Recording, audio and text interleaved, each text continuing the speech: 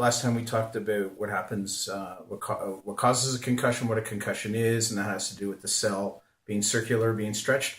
Now what I want to do is talk to you about the 4 different areas of where we have symptoms. And the 4 areas are physical, headache, we'll talk a little bit more about that, cognitive, and that's your ability to think. We're also going to talk about what can happen to you emotionally, and what happens with sleep. So let's start off by talking about the physical things that can happen.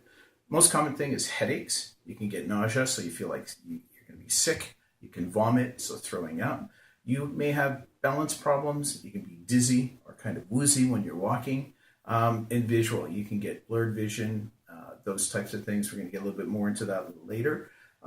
Fatigue, so you can be really, really tired. You can be sensitive to light, so you may need to wear shades. You can be sensitive to noise, so you may have to put something into your ears. You may get numbness and tingling, and you may feel dazed or stunned. Now, moving on from that, we're going to talk about cognitive. Cognitive is respect to what's going on in the brain and the way you think. So you can feel foggy, so your mind's kind of bogged down. You feel slowed down. You can't do things as quick as possible or think as quick as possible. You may have difficulty concentrating. You may have difficulty remembering. You can forget. Somebody says something to you and that's important. You can forget it right away. Those types of things. You can be confused about what just happened or where you're at. You may answer questions slowly. And you may repeat questions as well too.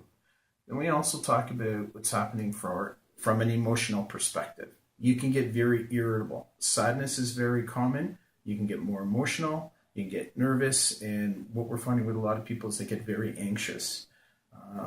You can get drowsy. Sorry, that has to do with sleep. So the last thing we talk about is what happens is with sleep.